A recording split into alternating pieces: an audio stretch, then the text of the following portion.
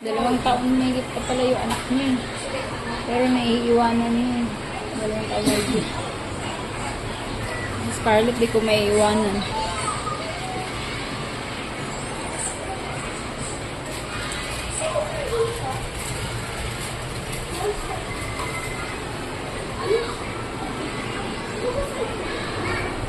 Hello, ang kulot.